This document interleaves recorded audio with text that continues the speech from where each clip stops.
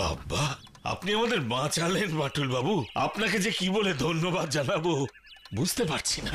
এখনো ধন্যবাদ জানানোর সময় আসেনি সত্যকিশোর বাবু। হ্যাঁ, আপনি এ কথা কেন বলছেন বাটুল বাবু? বলছি কারণ এখনো একটা বড় কাজ বাকি আছে। আর কি কাজ বাকি আছে?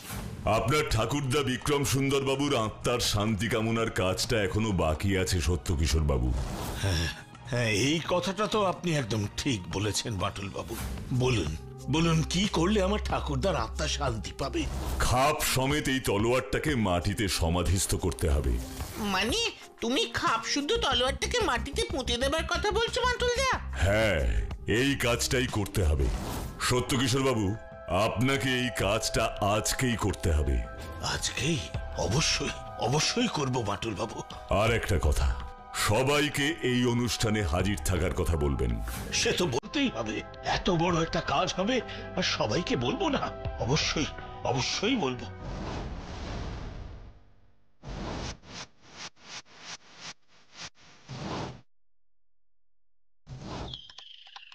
বাটুল্লা, আমাদের মিশন নীলগঞ্জ তাহলে সফল হলো বলো?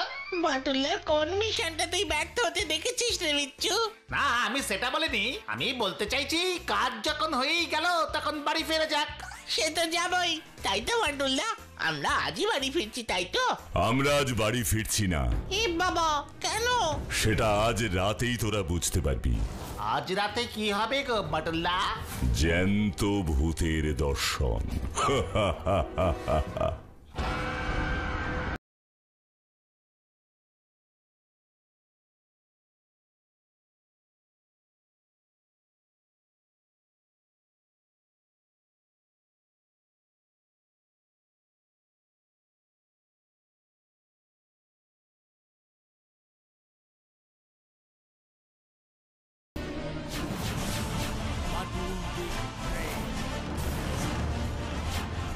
আপনার খেলা শেষ কুন্তল বাবু। আমাকে ছেড়ে দিন ভাটুল বাবু, এই তলোয়ার এই খাপ সব আপনি নিন, আমাকে ছেড়ে দিন। ছাড়তে তো আমি আসিনি কুন্তল বাবু, আমি ধরতে এসেছি।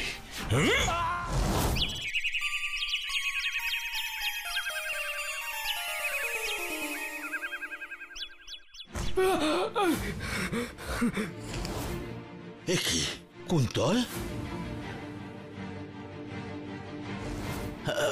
এসবের মানে কি বাটুল বাবু? মানেটা আপনি কুন্তল বাবুকে জিজ্ঞেস করুন সত্যকিশোর বাবু। সব বলছি, সব বলছি। আমি একটা সিনেমা করতে চেয়েছিলাম, তাই আমার অনেক টাকার দরকার ছিল, কিন্তু টাকার জোগাড় করতে পারছিলাম না। একদিন কথার ছলে বাবা আমাকে আপনাদের এই তলোয়ারটার কথা বলল। আমি জানতাম এই সব দুষ্প্রাপ্য জিনিসের দাম অনেক, তাই ঠিক করলাম বিক্রম নারায়ণের মতন সেজে আপনাকে ভয় দেখিয়ে তলোয়ারটা আর এই খাপটা হাসিল করব। এছাড়া আর আপনাদের কোনো উদ্দেশ্য ছিল না কুন্তল বাবু? আমাকে ক্ষমা করুন জমিদার বাবু, ক্ষমা করুন। এসব তো আমি কিছুই বুঝতে পারছি না বাটুল বাবু, আপনি বলুন এসবের মানে কি? শ্যামাচরণ বাবু আর তার ছেলেই কুন্তল বাবু চেয়েছিলেন প্রজাদের ভয় দেখিয়ে আপনার বিরুদ্ধে সবাইকে খেপিয়ে তুলতে। কি বলছেন বাটুল বাবু? আমি শ্যামাচরণ আর কুন্তলকে কত বিশ্বাস করতাম, শেষে ওরাই কিনা আমার বিরুদ্ধে ষড়যন্ত্র করলো। ওরা দেখাতে চেয়েছিল আপনার ভুলের জন্যই নীলগঞ্জের উপর বিক্রম সুন্দরের অশুভ আত্মা নেমে এসেছে। ছি ছি শ্যামাচরণ, ছি। আমাদের ক্ষমা করে দিন জমিদার বাবু। দারোগা বাবু, এই শ্যামাচরণ আর কুন্তলকে নিয়ে যান।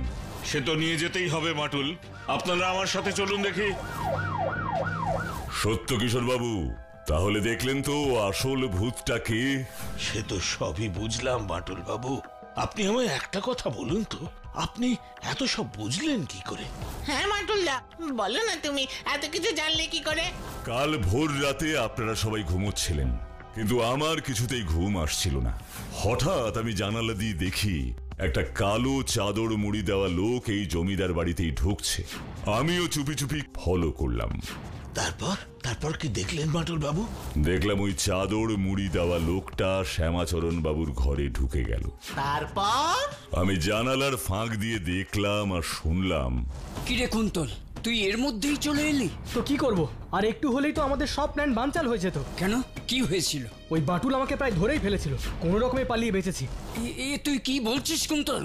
শোন কুন্তল, কিছুদিনের জন্য তোকে গা ঢাকা দিতে হবে। কিন্তু সিনেমার টাকাটা যে আমাকে কিছু দিনের মধ্যেই জোগাড় করতে হবে। তোর সিনেমার টাকা তো জোগাড় হয়েই গেছে। মানে কোথায় জোগাড় হয়েছে? ওই তলোয়ারটা বিক্রি করে দিলেই তো টাকার জোগাড় হয়ে যাবে। তো তলোয়ার কোথায়? তলোয়ার তোর কাছে তলোয়ার আর আমার কাছে নেই, ওটা বাটুল নিয়ে গেছে। নিয়ে আর কোথায় যাবে? জমিদার বাবুকেই তো ফেরত দেবে। তুই এখন গা ঢাকা দে, এই গ্রাম ছেড়ে কিছুদিনের জন্য পালা। বাটুলরা চলে গেলে আবার আসবি বিক্রম সুন্দরের ভূত হয়ে। আর তোমার ভূতের ভয় দেখিয়ে জমিদার সত্য কিশোরের বিরুদ্ধে সবাইকে খেপিয়ে তোলার প্ল্যানটা, ওটার কি হবে? আগে বাটুলকে যেতে দে। ও না গেলে আমাদের কোনো প্ল্যানই সফল হবে না। ও গেলে আবার সহজ সরল গ্রামবাসীদের সত্য কিশোরের উপর খেপানো যাবে। তারপরে এই জমিদারি হবে আমার।